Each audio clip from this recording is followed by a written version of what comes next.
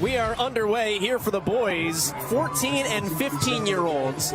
Their second competition here at the North Park today, working on their first rope climb and then out to the deadlift bar. Tanya, we saw 4 rounds with the 65-plus men.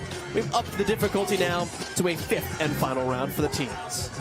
5 rounds, but they're doing the exact same loading on the barbell at 255 pounds. They also are doing that 20-foot rope climb, but this time it's legless. So these boys cannot use their legs, and most of them having no problem at all with that. You know, the name of the game here is all speed and energy for these guys. There's just a lot of energy. They've been waiting to get out on the field. That's the second Push brother to compete at the CrossFit Games. You saw Gustavo, his brother Lucas, was here in 2018.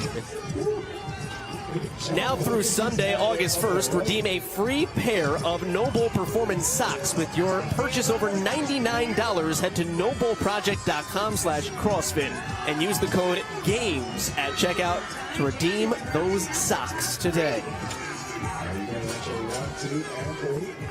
Quick work here for Gustavo Push.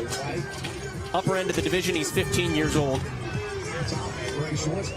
The age of these boys, they just haven't had the years of CrossFit competition, you know, and experience. So I expect to see some of those little bobbles, little errors of the small things, Joel. It's not going to be the movement, it's going to be the transitions. It's going to be where to take the equipment.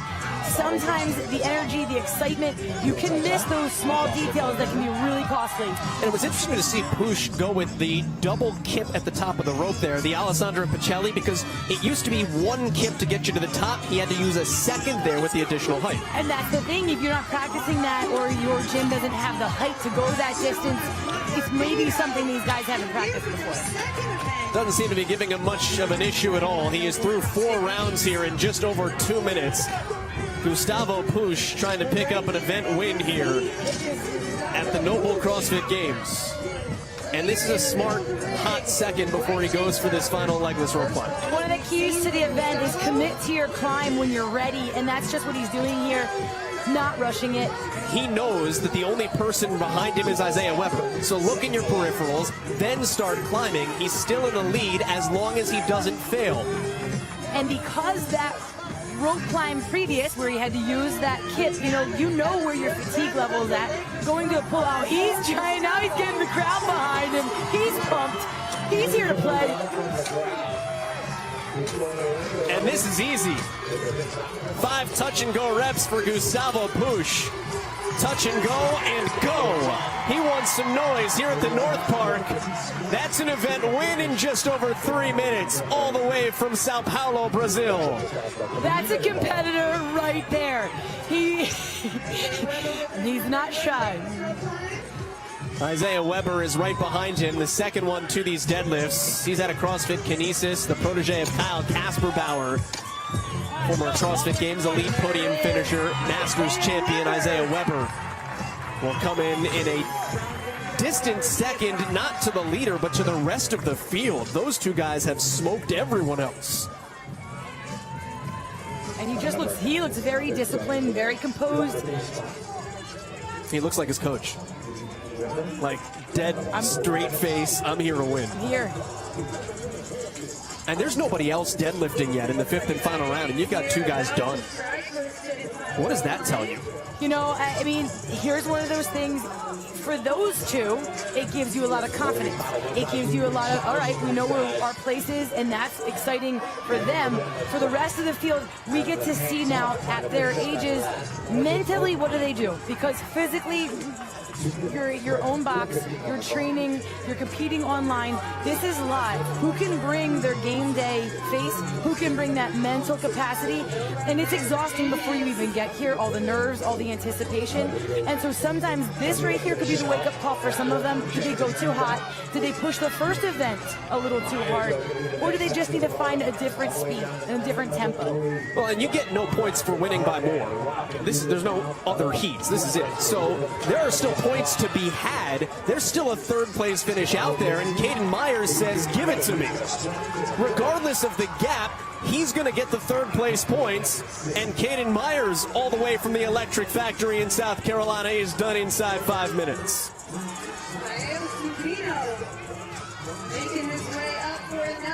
Got 50 seconds left until the cap here, and now our fourth athlete makes his way out to round 5 here on these deadlifts.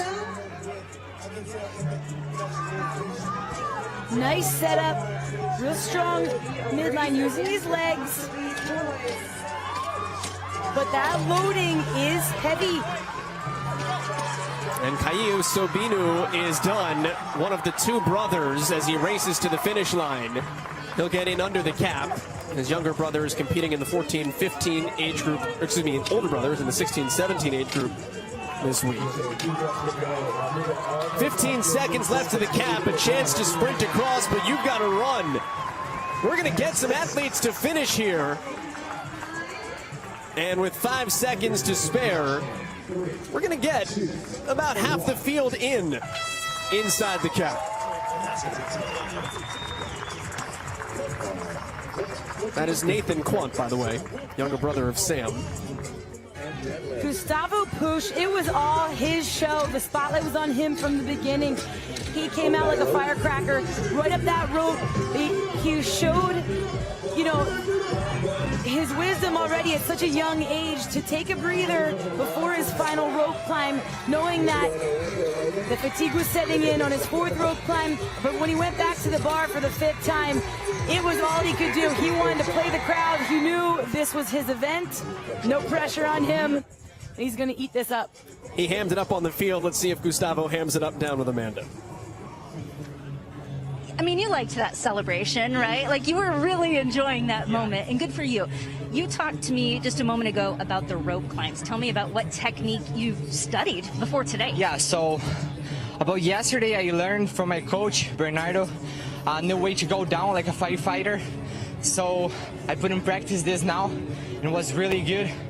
I think I won this workout because of it, because the deadlift, it was heavy, but heavy for everyone. So the rope climb was the difference for me.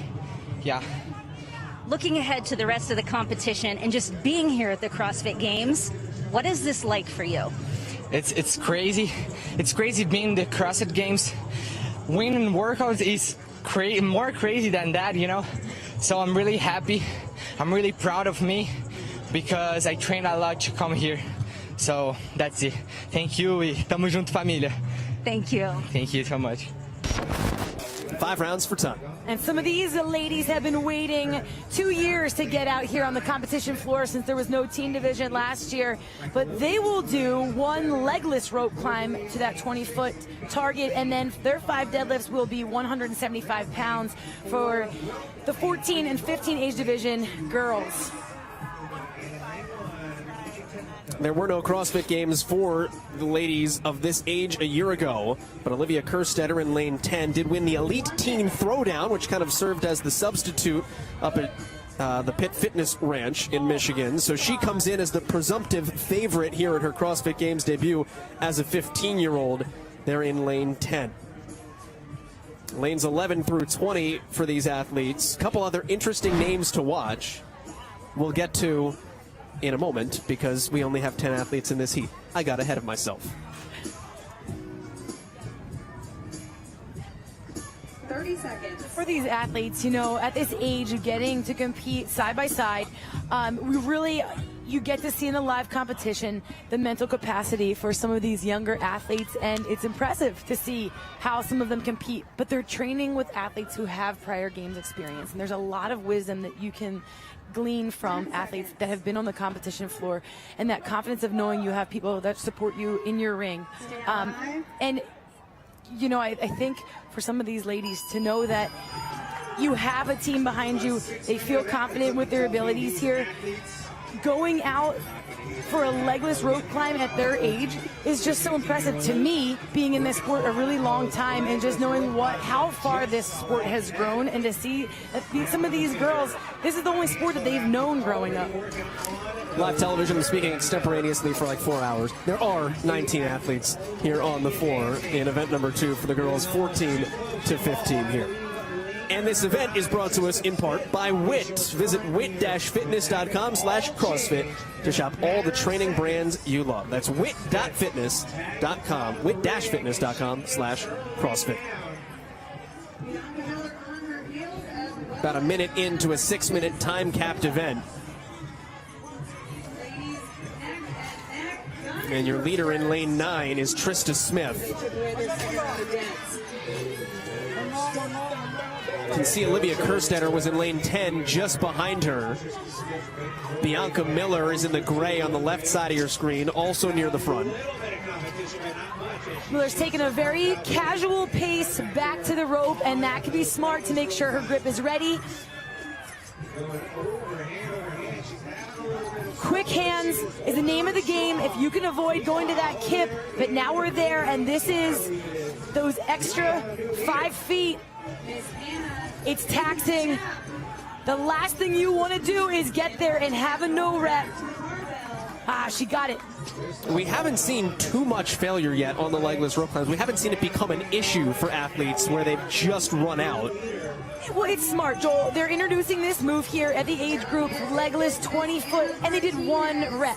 So we're not, if you had multiple reps, more than that 1, I think we would see the fails. But 1 is smart. Hannah Martinez Zarazua, the Mexican right now, is your leader. Having a little issue there. There are 2 athletes per lane assignment here. They have to share that lane, so you can't get your barbell in another athlete's way. Sharing is caring, Tanya. I'm going to take all the space.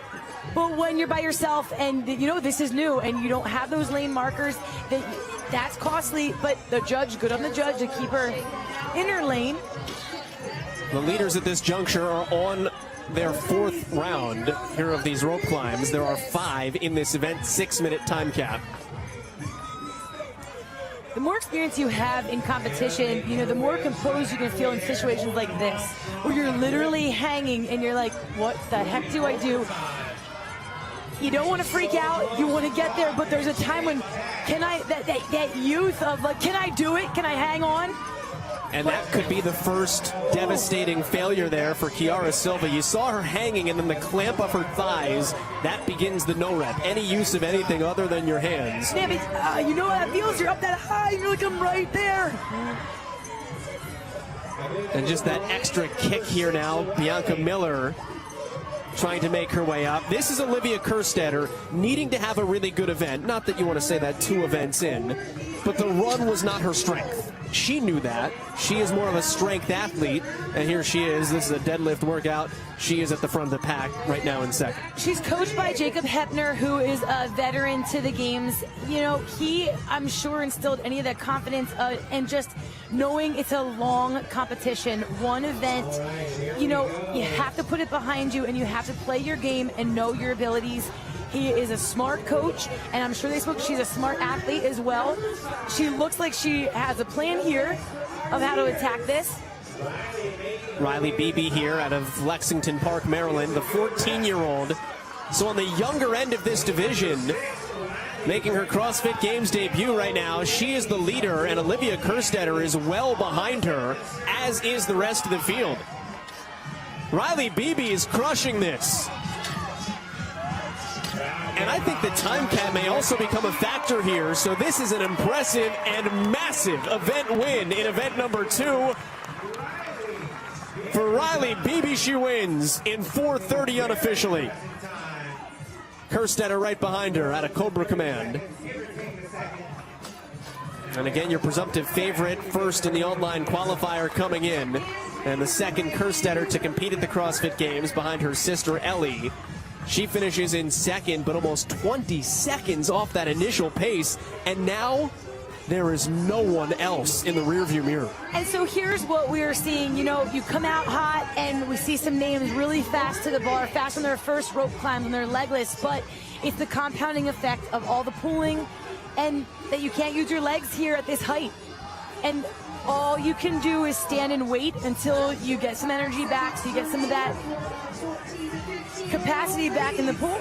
Tanya, we may not have another finisher.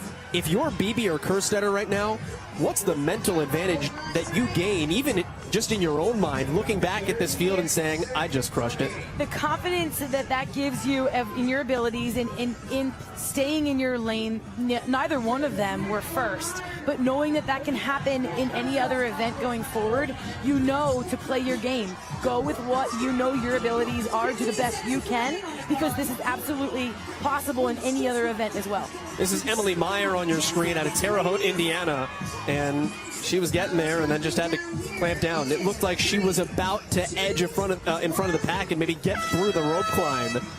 That did not happen. So you have two young ladies absolutely demolish this and then stand like Thanos. Admire the destruction. On the flip side, Joel, with all those athletes not finishing as well, you know, like the damage is kind of minimal, because if you're the only one out there who can't do the rope climb, that feels even so much worse. Knowing that many of them struggled there to finish with those movements, or with that movement, for them it doesn't feel as detrimental. So, but man, for Kerstetter and BB, that's a feather in their cap.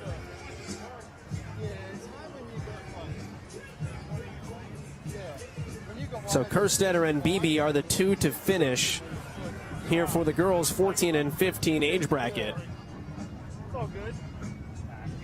But Tanya, it's also, I mean, you talked about it throughout. It's the introduction of the legless rope climb, and it's the evolution of the sport and doing new things in new age divisions and then kind of seeing how it plays out. And that's what these athletes are here to be tested. They know what they signed up for. They came here, wanting to get that test too. And anytime we hear of an athlete that goes through some adversity or a movement that they struggle with, especially in competition, it will be something they will perfect, they will nail down, and they will come back that much stronger because of it. And this field will do just the same. So for Riley Beebe, she came in 9th out of the age group online qualifier, and she winds up first in event number 2. Trista Smith, though, started it off real well. She did. She came out like this event was meant to be a sprint couplet, but she got held up on the rope, and there was that time she was just hanging there for a long time, and that was I got to either, it's do or die time, and she had to come down off of that one, and that just kind of was her stopping point. So it set her back. But it was BB who chose the smart speed to her ability level, and she really just stayed consistent. 4 or 5 rounds with those smooth one rope climbs, and took the event with Kerstetter right behind her, not too far back. They didn't let speed or any of the nerves get in the way of needing to be first. They knew what their tempo needed to be successful. Riley is with Amanda. So many athletes have described this as being a fun event. Riley, you were no different. So why was this particular event fun for you? I'm pretty good at legless rope climbs. I work on them a lot. And it was a short event, so sprinting through it, that was fun. Yeah. The legless rope climbs are an evolution of our sport, right? We've seen those come about more recently. So how much time are you spending training on those specifically? I used to be a gymnast, so every practice we worked on them, and I work on them in my home gym whenever I can. So, yeah, got a lot of work in. Overall, how's your experience been so far here at the Games? It's so fun. It's way better than I thought it would be. Yeah. Well, you're doing great so far, Riley. Thank you. Thank you.